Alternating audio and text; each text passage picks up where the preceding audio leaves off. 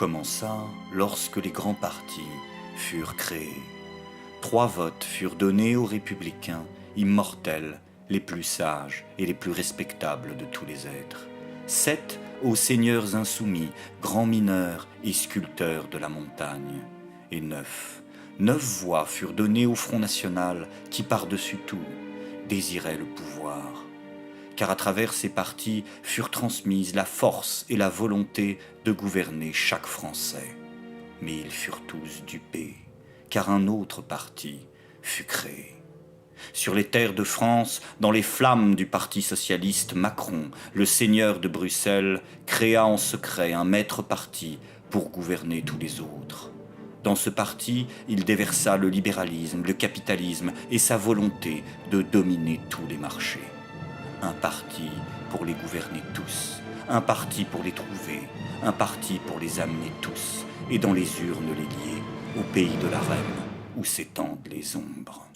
Alors autant tout à l'heure on disait que tout ce que la religion touche, elle en fait des choses très belles et très moches, c'est pareil pour la politique, mais ça tend quand même très souvent beaucoup plus vers le moche, j'ai l'impression. Moi je pense qu'il a fait... C'est ce que j'ai dit dans ma réponse publique, je pense que c'est le syndrome Bellatar, j'appelle ça. C'est le mec qui a fait 10 ans de formation marxiste à la LCR, il s'est vu comme un futur agent de la révolution, du logiciel révolutionnaire français. Et puis là, il est pigiste chez Mediapart, journal de centre-gauche dans le meilleur des cas, c'est-à-dire dans son logiciel. Il travaille à Mediapart. Oui, mais c'est pas centre-gauche, c'est l'extrême gauche Mediapart, non? Au niveau de la presse. Tous les mecs qui vont s'encanailler, non, c'est du bobo. Ah ouais, d'accord. C'est de la presse de bobo, Mediapart. Il est là, il bosse là. Mais est-ce que toute la presse n'est pas de la révolution? Non, mais attends. Film qu'ils ont réussi à faire plus mauvais que système un peu Marvel, que Green Lantern. Une ode au SJW, au féminisme, aux valeurs inclusives, au progrès, à la castration de l'homme blanc cisgenre. T'as tout. Ce truc n'est pas une œuvre de propagande, c'est pire que ça. Il fallait pas faire un film en fait, il fallait faire un reportage sur la condition des minorités. Mais c'était pas la peine de le cacher en film. Ce truc a respecté tous les codes, t'as tout. Ils ont signé carte blanche. C'est moi le mec de droite. Moi j'ai défendu le droit de Médine de jouer au Bataclan, j'ai défendu Orelsan, j'ai défendu Nick Conrad, mais c'est moi le fasciste quoi, qu'ils allaient se faire enculer en fait. Et puis de toute façon, si tu leur expliques que c'est juste que c'est une pensée libérale cohérente, il est libéral, il est capitaliste, oh putain, allez vous faire enculer, j'en ai marre. C'est même pas la peine, parce qu'en fait, ils le sont autant. Dany, à la limite, il est capable de parler de politique, mais l'autre, enfin, si tu veux, c'est comme d'y fouler le doc, quoi. Il y a le mongol et le mec un peu pas sérieux, mais c'est pathétiquement nul, quoi. C'est pathétique, si tu veux. Je dirais, il faut arrêter de prendre les gens pour des cons. Ou alors, on va tous avoir nos souffrances, et puis alors on va rajouter de la souffrance sur la souffrance, et puis ensuite on va faire, bien évidemment, de la comparaison victimaire, parce qu'il faut faire une échelle, et puis il y a celui qui va dire, ah, mais c'est moi qui ai souffert le plus. Ah bah non, mais c'est moi. Ah bah non, mais c'est moi. Ça me fait penser à un certain sketch. Voilà. Et puis alors, si tu dis que c'est pas le juif qui a souffert le plus, t'es antisémite. Si tu dis que c'est pas le noir, t'es négrophobe. Si tu dis que c'est pas les Indiens. C'est les Indiens, ouais, mais c'est eux, tout le monde s'en fout, personne sait les placer sur une carte, et tout le monde confond les Indiens d'Amérique avec les Indiens d'Inde. Donc en plus, voilà. Mais il faut arrêter. Et donc tes espèces de 100 000 abonnés que tu veux faire, tu pourras pas les faire, hein, parce que tu l'as vu quand même, que tes vidéos elles dépassent pas les 15 000, mais que quand tu parles de Raptor Dissident, tu fais 100 000, enfin tu fais 200 000, pardon, quand tu parles de Marion Séclin, tu fais 100 000. Par contre, quand tu fais ta vidéo féministe juste après, alors que t'as taclé 2 fois Marion Séclin en 3 jours, là ça marche moins bien. Mais ça marche pas moins bien parce que ta vidéo est à chier, ça marche moins bien parce que les gens en ont marre de voir un mec passer de tout à n'importe quoi comme ça. Moi, j'arrête de te répondre, sauf si bien sûr il y a une diffamation, dans laquelle cas je ferai une vidéo qui va te sortir de YouTube. Bon, je t'y ai fait entrer, hein, donc je peux t'en faire sortir. Du tout, quoi. C'est malaisant, il est malaisant, Bellatar. Mais c'est ça le truc, c'est exactement comme quand Bellatar m'avait insulté un soir probablement chargé à 2h du mat, parce que c'est pareil, le mec a répété à toute la thèse pendant 10 ans qu'il était le futur Dieudonné. Résultat des courses, il est conseiller de la ville d'Emmanuel Macron. Et tu sais que moi ça doit être très dur dans le miroir le matin en fait, si tu veux. En vrai, je trouve que même Vissam ou Vissem ou je sais pas quoi là, depuis le mec il a 5K, il ouvre sa gueule. Non mais attendez. En fait, ce qui s'est passé, c'est parce qu'il fait partie du pire. Regarde, enfin à l'époque le pire. Une bande de bras cassés a dû déjà dégager de YouTube il y a quelques années pour aller migrer sur Twitch, parce qu'en fait, ils étaient ringardisés par ce qu'ils appellent la fachosphère, c'est-à-dire des mecs comme Papacito, comme Raptor, comme moi, etc. Et maintenant, l'appui médiatique ayant avec, qui relaie ce narratif, c'est regarder comment la gauche a conquis Twitch. Mais vous n'avez pas conquis du tout, vous confondez une retraite militaire avec une conquête. La colline, il n'y avait pas de soldats dessus, en fait. Quand tu dis aux gens ce que tu dois écrire, quand tu dis aux gens qu'une partie de la population doit fermer sa gueule parce qu'elle est blanche, quand tu dis aux gens que certains espaces publics doivent être réservés à une couleur de peau, quand tu dis aux gens qu'il existe que les questions raciales, plus identitaires, plus communautaires, mais raciales, sont les déterminants majeurs des enjeux politiques de notre société, pas très loin de Mein Kampf, hein. Et je vais t'en donner un exemple. Il y en avait certains qui avaient repris un extrait de Mein Kampf. Voilà, ce sont 3 sociologues américains qui ont fait ça il y a juste changé les mots juifs par blanc ou noir, je sais plus. Par blanc. Par blanc, ouais. Et ça a été. Il y avait plein de noirs qui avaient dit c'est trop bien ce texte. 4 académies américaines surtout qui l'ont validé. Là, on est au niveau au-dessus de Brut, on est à Weissland. Donc là, c'est plus le progrès à la petite cuillère, c'est le progrès en intraveineuse. Je m'appelle Barnabé, je suis cisgenre non binaire, à tendance à quoi gender, mais du côté de mon père, parce que du côté de ma mère, je suis plutôt platagine. Voilà, t'as compris. Ah d'ailleurs, en parlant de se faire défoncer, il y en a une qui prend cher en ce moment. Nathalie Loiseau, elle se fait atomiser par son propre parti politique. Ses débuts au Parlement européen se passent extrêmement mal. Mal à tel point qu'elle a dû renoncer à briguer la présidence du groupe libéral centriste au Parlement européen. Parce que ses collègues ont des mots qui sont pas vraiment gentils. Arrogance, mépris, mensonge. Une femme qui est décrite comme étant d'une méchanceté inouïe. Elle insulte les gens. Exactement. Elle leur crache à la gueule, on ne sait pas pourquoi. Elle a pété complètement un foin, à tel point que Macron a décidé, c'est ce qu'il a dit en off, mais qui a été rapporté par le Canard enchaîné, il a dit il faut la débrancher. Bon bah là c'est bien, au moins il assume que ce sont des robots. Je parle à tout le monde, je parle avec des gens de gauche, je parle avec des gens de droite, avec des gens d'extrême gauche et avec des gens d'extrême droite. Je m'en bats les couilles en fait de ton avis. Je les vois les petits cons de LREM me parler de Machiavel. Comme si Macron était la real politique, comme si c'était ça, en fait. Être un opportuniste, c'est être un machiavélien, certainement pas. Confus, ça veut dire cette personne ne rentre pas dans les catégories politiques que j'ai appris dans des bouquins de sociaux des années 70, ou en première année de philo. Donc du coup, ce qui se passe, c'est que je vais trouver un truc, c'est le mec est pas facho, il a jamais dit de truc facho, il est encarté nulle part dans un truc facho, mais il faut qu'il le soit, donc on va dire c'est confus. Puisque tu places tout au niveau du choix, qu'est-ce qu'est l'individu au vu de la collectivité, au regard de la collectivité, tant qu'il n'est pas capable de faire des choix? C'est une bonne question, c'est une question philosophique. C'est pour ça qu'il y a l'État. Bien sûr, c'est pour ça qu'il y a l'État. Le système médiatique est fort, il connaît ses forces, il connaît ses failles. Tout le monde ne connaît pas leurs failles, je pense qu'il y a des gens comme Christophe Barbier pense qu'il est nécessaire, il n'a pas compris qu'il ne sert à rien. Ben oui Sandrine, c'est ça le problème, c'est que tu es une dissonance cognitive vivante. Tu es la femme cognitive, la femme cognus, celle qui à chaque fois nous la mettait dans l'anus. Voilà, tu es... Comment dire, une contradiction, un paradoxe temporel, comme par exemple quand tu critiques les conditions de travail chez Amazon, mais que en même temps, #Emmanuel Macron, tu souhaites la fin de la mécanisation dans les champs. Dissonance cognitive. Arrêtez de victimaire, quoi. C'est pas en multipliant les oppressions et en inventant des oppressions en permanence, les lunettes qui sont pas adaptées au noir, ça y est, c'est l'enfer. On peut aussi dire aux gens calmement, nous souffrons, nous avons un mal-être, nous voulons communiquer avec vous et nous voulons essayer de dépasser ces stigmatisations et ces oppressions. Mais il faut arrêter d'avoir des professionnels de l'antiracisme soi-disant qui vont sur des plateaux de télévision pour expliquer à la moitié de la France que ce sont des nazis et qui inventent perpétuellement de nouvelles discriminations.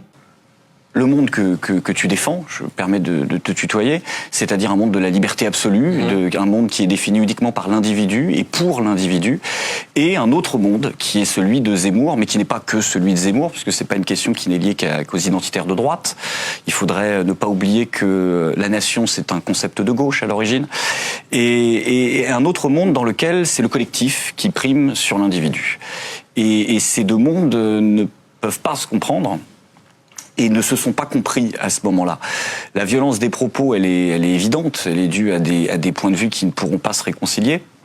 D'un côté, quelqu'un qui part de l'histoire, avec les raccourcis qu'il peut faire, mais qui ancre la France dans une histoire et une tradition, et quelqu'un qui dit que l'histoire et la tradition sont les ennemis de l'individu. Sauf que, comme je l'avais rappelé, la France n'est pas un pays anglo-saxon, la France ne se définit pas de façon ethnique, la France se définit comme une construction perpétuelle et que revenir à l'individu, c'est nier à la France la possibilité d'exister. Parce qu'il ne peut pas y avoir de France individualiste, ça ne peut pas exister. Dès l'instant où la France devient individualiste, elle n'est plus la France, non pas parce qu'il y a marqué fraternité dans notre drapeau, mais parce que l'obsession, encore une fois, de la France depuis l'embryon de la France, ça a été cette construction. Du coup, avec un certain niveau, tu peux rester jusqu'à 70 ans, et encore, il n'a pas réussi à le faire. Mais putain, apathie, ça devient dur, là. C'est poussif un peu. C'est poussif, ouais. C'est tu rames en fin de carrière, tu vois. C'est dur à voir, quoi. De Jardin se représentait face à Sarkozy, la chaise de Jardin gagnait. Non mais vraiment. Rokhaya Diallo peut pas s'empêcher de passer 3 jours sur Twitter sans lui dire vous avez qu'à lire... vous avez qu'à lire Lévi-Strauss. L'ethnocentrisme n'est pas un racisme. Sauf que ce qu'elle oublie mignonnement de te dire, c'est que c'est pas des catégories qui sont exclues l'une de l'autre chez Lévi-Strauss, hein. C'est-à-dire que l'ethnocentrisme peut te mener au racisme ou être un racisme déguisé. Et ce qu'elle oublie aussi de dire, c'est une conclusion qu'en tire Lévi-Strauss beaucoup plus tard, qui est de dire que l'antiracisme, dont elle se défend aussi, est plus raciste que les racistes, puisque en voulant prôner le métissage, en gros, ils annihilent les cultures, donc ils sont racistes. Et ce discours de mélange d'ailleurs et de métissage n'est pas présent énormément. Dans le discours de Mélenchon. T'englobes beaucoup de monde. Là. J'englobe beaucoup de monde. J'englobe, mais qui sont des mouvements très récents. Les mouvements dits de soutien aux personnes racisées, donc avec ce mot qui n'existait pas, qui a été inventé. Dès qu'on t'a inventé un mot, j'englobe là-dedans. Les SJW, les défenseurs des oppressions systémiques, tout ce mouvement qui tend à désigner comme bouc émissaire l'homme blanc hétérosexuel de plus de 40 ans. Ou même pas, tu vois, voilà. C'est-à-dire ceux qui sont les combattants contre les nouvelles discriminations. Tu vois ce que je veux dire ou pas ? Les ultra-féministes totalement hystériques qui ne sont pas des féministes. C'est pour ça que tu les penses pas comme féministes. De la même manière que pour moi, Rokhaya Diallo n'est pas une antiraciste. Ah ouais ? C'est l'inverse de l'antiracisme. Je pense que ce sont au contraire des gens qui ont pris conscience des limites de l'antiracisme et de la récupération politique de l'antiracisme et qui ont tenté de dire maintenant on fonde notre propre truc. Pour moi, ce sont des lâches. Ce sont des gens qui ne croient absolument plus au fait que nous puissions collectivement nous en sortir. Donc le Titanic coule, qu'est-ce qu'on fait ? On essaye tous de se dire, bon, si on prend une catégorie de la population et que, tu sais, comme dans le film, on la laisse pas accéder aux barques, on devrait peut-être pouvoir s'en sortir. Ce sont des gens qui revendiquent... Déjà, de toute façon, par exemple, quand tu vois les gens qui revendiquent des safe spaces, pour moi, c'est un abandon total de la communauté. Ce sont des gens qui revendiquent uniquement des droits, d'aller d'un point A à un point B, de pouvoir consommer, de pouvoir... Quels sont les combats de Rokhaya Diallo, par exemple ? Excuse-moi de m'acharner, mais c'est qu'on ait des ballerines de la bonne couleur, c'est qu'on ait des lunettes de la bonne couleur, qu'on ait des sparadraps de la bonne couleur. Ils n'ont que des focalisations, déjà, sur ce qu'on a le droit d'acheter ou de pas acheter. C'est quand même assez réducteur comme point de vue. Ces gens-là sont pour moi réellement des nazis. Visiblement revient quand même dans le top 3 le côté tout le temps là, tout le temps présent. Le côté un peu roquet hystérique, quoi. C'est-à-dire qui aboie, quoi. Clairement. Qui aboie et dont on sent... sans tomber dans tous les délires viralistes, mais dont on sent que le mec qui te dit ça est quand même le dernier placé pour pouvoir te faire la leçon, parce que le mec se fait mettre une baffe par un gosse de 15 ans. Grosse voiture. Oui, voilà, c'est ça. Pense-toi, Grille. Tu veux une réponse simple ? Les valeurs de la France, c'est Rome. D'accord. C'est-à-dire Rome par c'est les... la réponse d'Éric Zemmour, ça. Non, mais Ça c'est veut ça dire le quoi, les truc. valeurs de la C'est exactement France, comme quand tu dis on n'a pas le droit de me... Enfin, on me dit, par exemple, l'identité de la France, c'est le catholicisme. Et moi, j'ai décidé que non. Mais tu n'as pas à décider, c'est l'histoire. Tu discutes de faits réels. L'identité de la France, c'est Rome, parce que des Gaulois ont été colonisés par des Romains, parce qu'ensuite l'Église de Rome a fait un travail à partir duquel des conceptions qui ont transcendé la monarchie et la République se sont retrouvées, parce que liberté, égalité, fraternité, c'est pas les valeurs de la France, c'est les valeurs de la République. Et la République, si ça continue comme ça risque de n'être qu'une parenthèse de l'histoire de France. Prendre des colères sur des... En fait, c'était souvent... Alors C'est comme ça que je l'ai vu, hein, mais sur des absurdités de l'État, quoi. C'est-à-dire sur des absurdités de l'État, et des absurdités de l'État qui n'en sont d'ailleurs pas tout le temps, parce que c'est toute la question du complotisme en fait. C'est quoi le complotisme? C'est des gens qui se disent soit ce sont des débiles, soit ils savent ce qu'ils font. Et moi, j'ai quand même plus une tendance à avoir le point de vue d'Étienne Chouard quand on lui dit mais ils savent pas bosser. Mais si, ils savent très bien bosser. Pour ceux pour qui ils bossent. Le gouvernement Macron bosse très bien pour les gens qui ont élu Emmanuel Macron. Je remarquais que ça emmerdait la droite, mais que ça emmerdait aussi la gauche. Et vu que mon but, c'est quand même de faire chier le maximum de gens, j'aime bien dire que je suis de gauche, ne serait-ce que pour les emmerder. Elle a 10 ans d'avance. La gauche a attaqué il y a 2 ans avec Usul. Il y a Mediapart derrière. On va y aller. Si, il y a Osons causer. Bon, voilà. Et encore, est-ce que... Lui, pour le coup, ne fait que donner de l'info. C'est quand même assez rare qu'il donne de l'analyse. Donc, le mec, il est... Non, mais c'est vrai, quoi.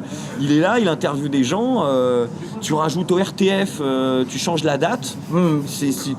Tu mets un petit filtre sur l'image. T'as l'impression que c'est une interview de 87, de réponse, ou je sais pas quoi. Moi, ça me fait penser au passage de Jean-Michel Apathy où il parle de... Il explique que le problème de la France, c'est ce désir de grandeur, qu'en France, pour faire de la politique, il faut vouloir renverser le monde, et il appelle à la destruction du château de Versailles pour abattre ça. Moi, je pense que ça cerne bien le personnage, c'est un petit peu un médiocre qui va haïr tout ce qui n'est pas médiocre. Vraiment, moi, je le vois comme ça, Jean-Michel Apathy. Hein. Oui, c'est un médiocre qui, je pense, ça fait partie de ces gens qui sont un peu lucides quand ils se regardent dans la glace. Là, il sait que s'il n'était pas Jean-Michel Apathy, que demain il passait l'entretien d'embauche avec 15 mecs, il passe 15e. Hein. Personne le prend. Donc ils sont énervés de ça. Ils sont énervés de ça. Ils détestent voir qu'ils ne sont rien, quoi. Je vous supplie de me lapider. Je suis responsable de la haine, la traite des Noirs et du FN et le réchauffement climatique. C'est à cause de mes vilaines tricks. Faudrait m'enfermer dans un camp parce que je suis très très méchant. Je répands la culture du viol à chaque fois que j'ai une demi-molle. Je suis un 6 blanc privilégié. J'oppresse les femmes toute la journée. Je suis un 6 blanc privilégié. Je vous supplie de me pardonner. Je suis un 6 blanc privilégié. J'oppresse les femmes toute la journée. Je suis un 6 blanc privilégié.